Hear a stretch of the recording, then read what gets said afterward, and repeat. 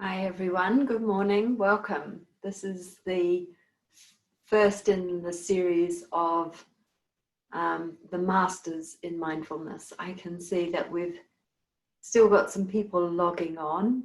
I am recording this so that if colleagues haven't been able to come to this session, it will be available online afterwards.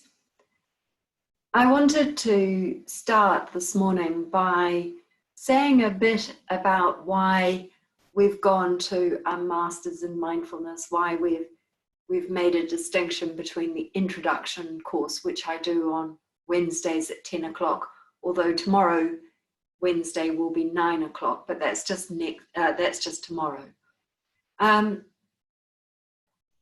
I felt that there were a number of people who'd been practicing for a while with me and might be interested in going deeper, exploring more of the philosophical underpinnings of mindfulness.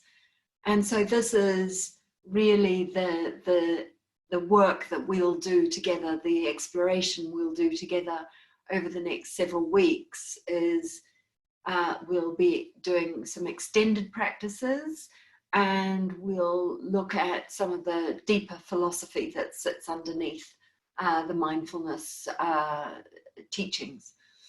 And firstly, I wanted to introduce you to a new environment that I've deliberately brought you into. Many of you will practice with me in other situations where I'm sitting at my desk. I felt it was appropriate to come to a different location and to put my body in a different position. So I'll just show you what I'm doing here. So this is, I'm still in my office, but this is a sofa I have in my office. And I have plenty of cushions around me, and you can see that I am actually sitting cross-legged on the sofa. But I've also got a nice shawl to wrap around me if I get cold. And most importantly, I'm trying to do two things at once. I'm using cushions to prop up my knee here so that I'm not straining in the groin. And I've also got a cushion at the back behind me so that it supports the way that I'm seated. And this is really important for a couple of reasons. One is to be careful about the way we approach our practice, especially if we want to sort of deepen and get more gentle in our practice. The idea of having a place that we practice and a set of sort of apparatus. It's a bit like yoga, where you have your mat, you have your blanket, you have your support. Not because we are trying to rely on that apparatus, but because we are really clearly indicating to ourselves that we're taking care, that this is something we do care about. We care about ourselves and we care about our practice. But also, I want to just make the point that we practice not to be great meditators, but to have a happier life and a more contented life, a more stable life, a more fulfilled life. So we have a goal in mind in all our practice, which is to translate our practice into our everyday life. So to make that transition. Our goal is never to be the most perfect meditator, whatever we think that might be. Okay. The other thing I wanted to begin to introduce to you is a term which is liberation. Liberation is an advanced concept in the mindfulness curriculum or in the mindfulness program, but liberation is this idea that we can be free of suffering, we can be free of difficulties. That doesn't mean we won't have difficulties or we won't have bad things happen to us. But what mindfulness is ultimately offering us is liberation from the reactivity to all of that. And I really feel that in coming to a master's program, this is kind of the exploration that I'd like to offer you each week. We'll just unwrap some of that each week.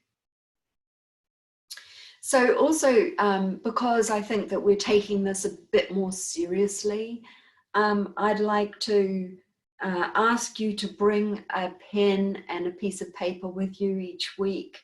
Or if you want to start a little journal, a mindfulness journal, that's a lovely thing to do as your practice deepens, just so that occasionally you can look back and see how you have progressed, how things have changed for you. You can reassure yourself that some of the struggles you've faced, you've overcome, that nothing here is insurmountable. Sometimes we can feel like we're the worst mindfulness person in the world. I certainly have had that myself. You know, I'm no good at this, it doesn't work for me. But kind of by bringing that to the fresh light or the fresh air of reality, I begin to see through my journal that that's not true. You know, things are changing. That actually things change both suddenly and gradually. And yeah, there's no such thing as being bad at this or the worst at it. There's also no such thing as being good at it, by the way. So in the same way as we don't grasp onto concepts such as good and bad, yeah, we just are practicing being with whatever comes up. Okay, if you can turn off your notifications on your phone each week, and tell people in the house that you're in a meeting not to be disturbed. Bring water and a blanket and a pillow or anything else that you need. So really treat this 45 minutes as a practice that you care about, as a way of caring for yourself. And I've already demonstrated, I've got my shawl, I've got my pillows, I've got my nice herbal tea here, and I'm really making a point of saying that this practice on a Tuesday at 10 o'clock is going to be different to the practice on a Wednesday at 10 o'clock. And so just doing whatever you need to make that true for you would be great. There are 12 fundamental attitudes that underpin mindfulness. I plan to do one a week. It doesn't matter if you miss a week, so again, don't beat yourself up about not being here consistently. Sometimes life's like that. But each week we'll just take one idea, we'll explore that, we'll take that into our practice. We'll start with 20 minutes of practice in the first few weeks, and then we'll build up gradually till we're working at 30, maybe 35 minutes of practice. It's kind of, it's generally held in practice that after about 20 minutes, that's where we begin to feel a significant shift. That is not setting you a goal. That's not giving you a target to strive for. Oh, I must sit here for 20 minutes.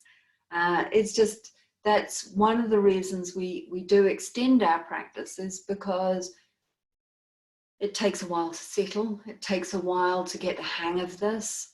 And there's great benefit that arises when we extend our practice. So that's what we'll be doing. So just to ask you or invite you to have two particular things in mind for all the weeks that we practice together. The first is to bring your whole self to the practice, you know, to really show up, not to have half an eye on me and half an eye on something else. Although clearly if you've got young children at home and You do have to have part of your consciousness just checking that they're safe. Of course you must do that, but you know, the spirit of wholly being here can still subsist, even though you've just got a little bit of your consciousness reaching out to children. And the other thing is to let go of wanting anything in particular to happen. Instead, just accept things as they are and accept ourselves as we are with an open and receptive attitude. Because it's this inner peace and acceptance that lie at the heart of both health and wisdom. Okay, so I hope that's an introduction to what we'll be doing. If you haven't got a pen and a piece of paper, maybe you'd like to go and get it. If you want to shift your position, if you want to grab a pillow, grab something to keep you warm, please do that. I'll just talk away for a minute or so while you go and get things or turn notifications off or anything like that.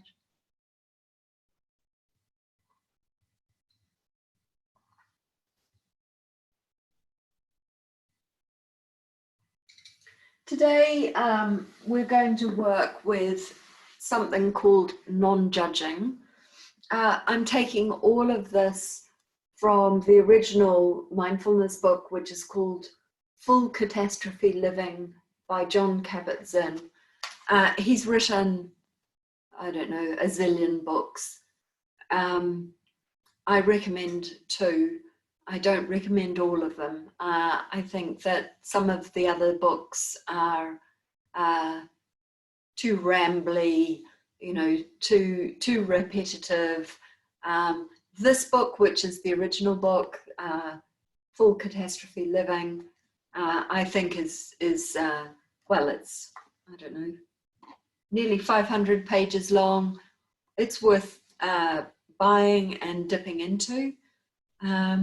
The one that I really recommend is Wherever You Go, There You Are. Wherever You Go, There You Are by Jon Kabat-Zinn.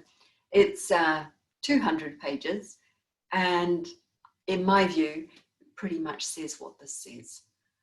He's just got snappier. It's got more concise. Okay, but the great advantage of this book is that he goes through the different attitudes in practice. And the first one is non-judging. So he says, mindfulness is cultivated by assuming the stance of an impartial witness to our own experience. To do this requires that you become aware of the constant stream of judging and reacting to inner and outer experiences that we normally get caught up in, and here we are learning to step back from. When we begin practicing paying attention to the activity of our own mind, it is common to discover and to be surprised by the fact that we are constantly generating judgments about our experience. Almost everything we see is labeled and categorized in our mind. We react to everything we experience in terms of what we think its value is to us. Some things, some people, and some events are judged as good because they make us feel good for some reason. Others are equally quickly condemned as bad because they make us feel bad. And the rest is categorized as neutral because we don't think it's really very relevant. Neutral things, people and events are almost completely tuned out, and we usually find them to be boring, and we give them very little attention.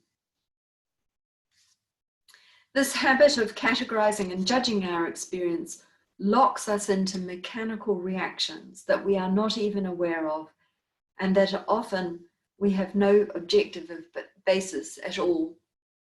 These judgments tend to dominate our minds, making it difficult for us ever to find any peace within ourselves.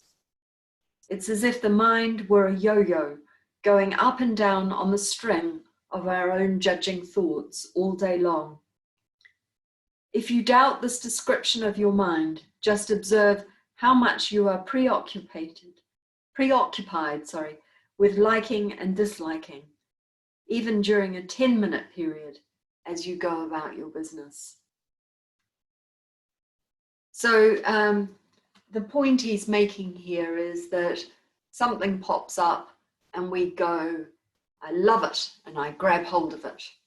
Or something pops up and I go, I hate it, and I run away from it. Or something pops up and I go, boring, and I ignore it.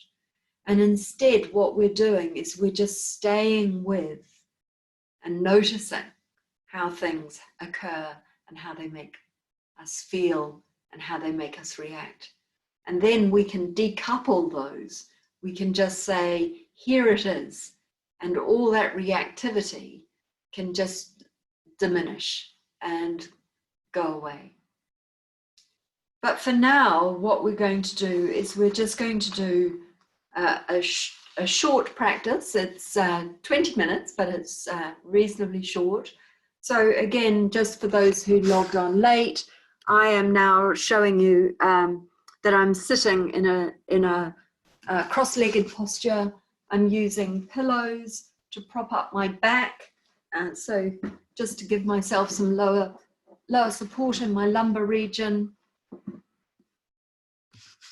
I'm also using shawls and things to keep myself warm. And I am also using a support for my hands so that my hands are not too far forward, pulling me down, because that, of course, strain here. So for 20 minutes, it's a good period of time. And so you really want your body to be fully supported for this. Okay, and I'm also going to introduce bells. So you will hear bells every few minutes just to keep you alert. That means I can stop talking because I can use the bells as a prompter for you.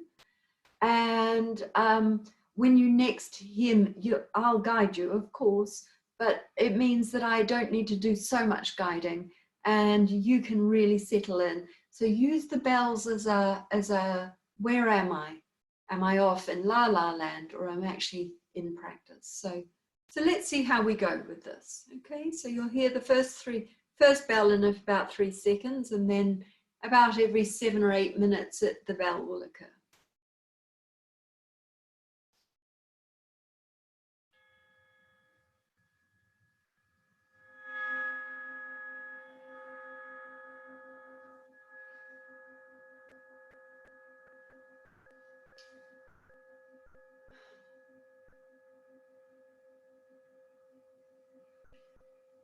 So as the sound of the bell fades away, begin your practice by coming into deep contact with your contact with the floor, the sofa, the chair, whatever you've chosen to use. And by the way, if you want to lie down, that's absolutely fine too. So lying down is a great way for your body to fully relax. But we also want to be fully present. So if you are lying down, it's often best to keep your eyes open. And you can keep your eyes open when you're sitting practice too. But certainly I find that I concentrate much, much better if I simply shut my eyes very gently. So shutting the eyes is an aid to concentration. It's nothing more than that. And for now, what we're doing is we're coming into our bodies. So our consciousness comes in, and then moving our consciousness down. So rather than being in our head space, we kind of move to the middle of our body, or the bottom, or the feet, or the legs. Really in and down.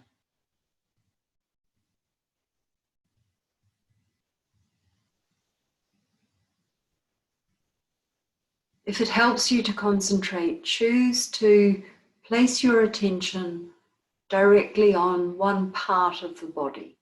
So the physical sensations of being in touch with the surface that you're on. Or place your attention on your breath.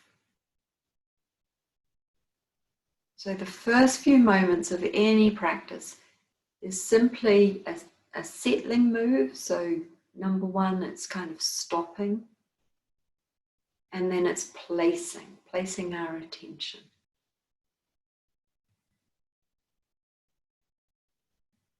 And spending some time just with those two first gentle moves. Coming into your body, coming in, coming down. And then consciously, deliberately placing your attention. Wherever you place your attention, being sure that that's going to be the right place for you for the next few minutes. Because of course, one of the chitter-chatters in our head is, that's not a good place. You should have chosen this. You should have chosen that. And we just ignore it. So staying with wherever you have placed your attention.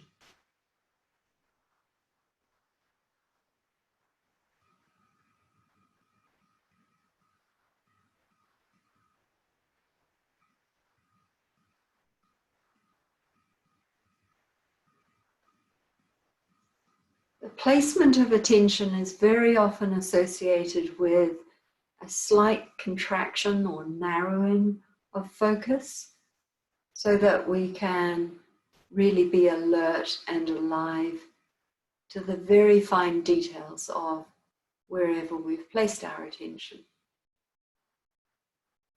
So if that's in our body, we're paying close attention to the comings and goings of the sensation of the body. And if it's the breath, we do pretty much exactly the same. Place our attention on our breath and notice all the sensations.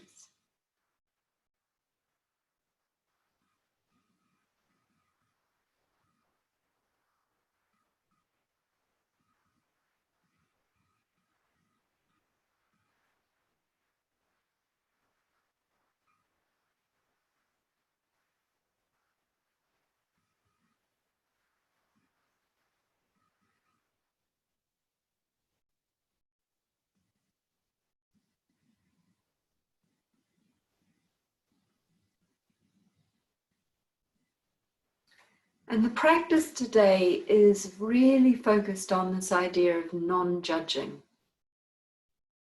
Noticing how things arise and we just latch on with reactivity.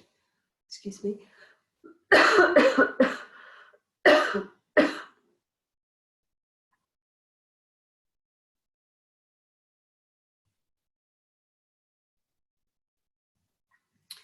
So it's as if our mind has a view on everything, because it does. Should this, shouldn't that, must this, mustn't that, ought this, oughtn't that, good, bad, nice, nasty, judging, judging, judging. And instead we just let that all rattle around, but we don't believe it. So watch and see what arises and just put a little breath or a little space between the arising of the sensation or the arising of the phenomenon and then the mind activity associated with that. And just see what that's like for you.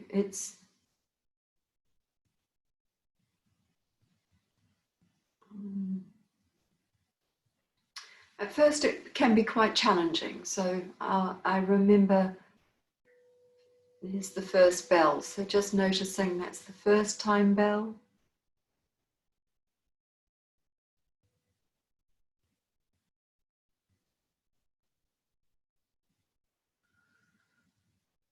And again, the time bell might trigger, oh, partway there, halfway there, quarter way there, how much longer?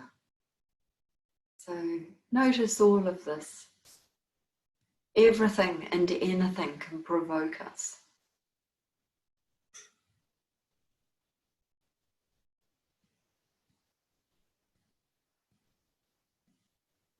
So this morning, my normal teacher didn't arrive for my lesson, first thing this morning.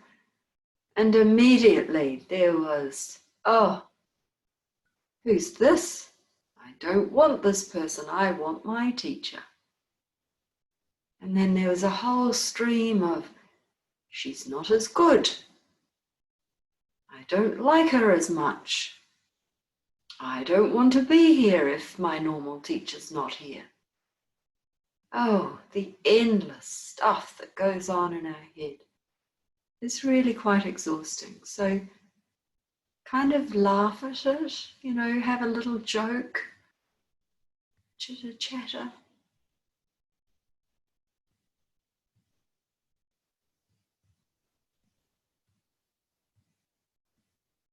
And about this point in the practice, my guidance is going to become less.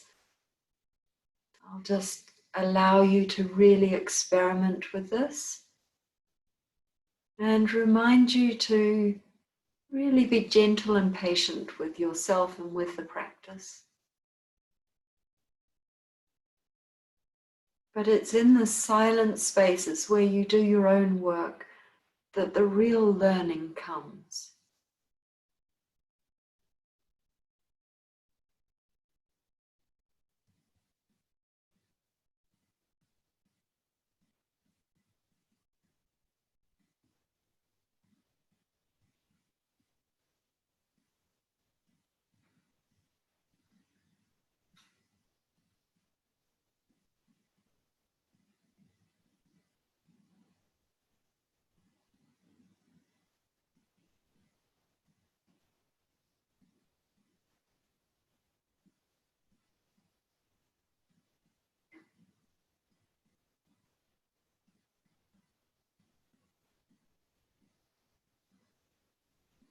If you need reminding, the first basic two moves are into yourself, down into your body, and fix your focus firmly but gently, either in the body or in the breathing.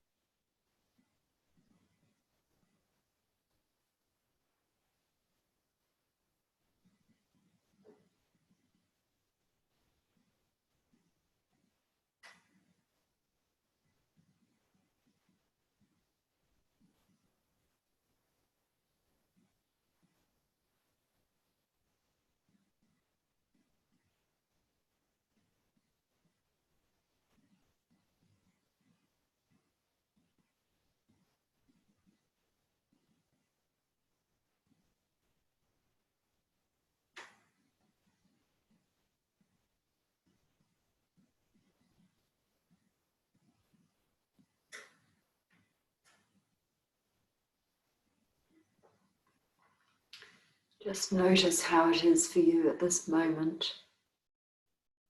Notice whether your mind is able to settle, whether you're able to notice all this judging that I've been talking about.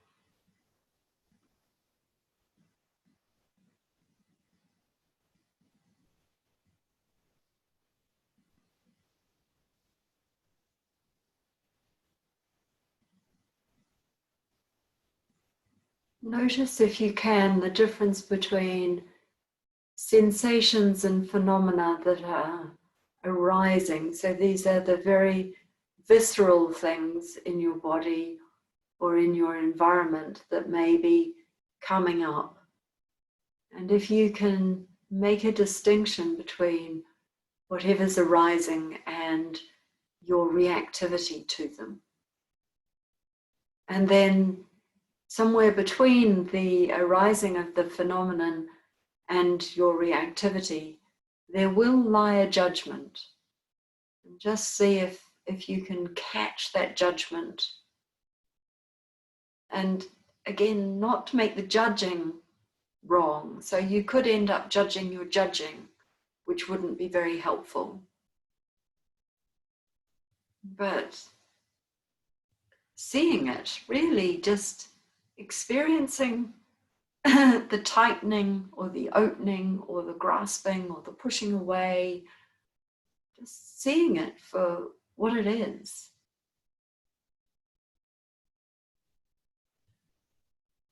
This is one of the endless loops that we get caught up on as human beings. Grasping, pushing away, judging, yesing, knowing, gooding, badding, liking, not liking. Just spend the next few moments really slowing down that process, like bubbles bursting or bubbles rising up. And then if you don't touch them, if you don't do any liking or disliking, they just dissipate, little bubbles just burst. And you can capture this in the fine detail of your practice.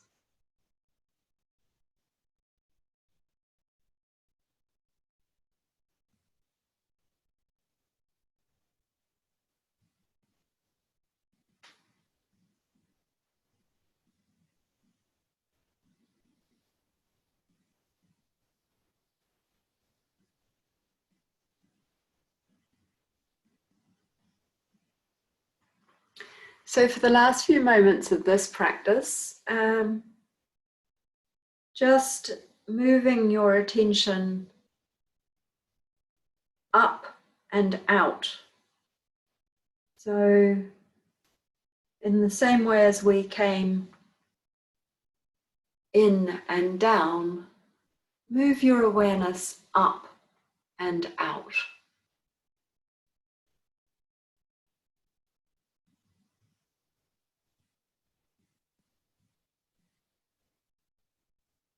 And that means you begin to connect to a wider environment. It means you begin to feel the room in which you're sitting, feel the people surrounding you, feel your community beyond the walls of your house. Just rising up inside of yourself and moving out. And very gently, very slowly, transitioning back to eyes open.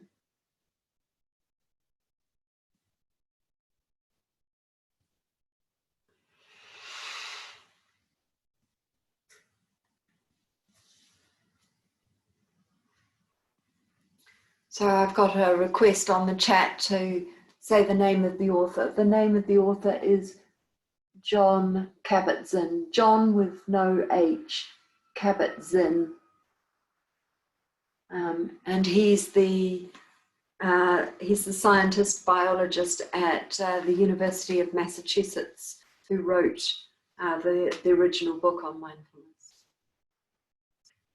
Okay, for the next few moments, I'd like you to get your pen and piece of paper. And some of you have done this before with me, but the idea is once the pen goes on the paper, you don't stop writing. It's a mindful practice, so just keep writing, but stay with it consciously. So experiment with, it doesn't have to be logic. It can be very creative. You can have some fun. Nobody is going to see this, but just write without having a filter, without that sense of judging, in the way that we've been practicing now. So just write now for the next 5 minutes about the experience of practice and the non-judging flavor that we brought to that practice. So just write for yourself.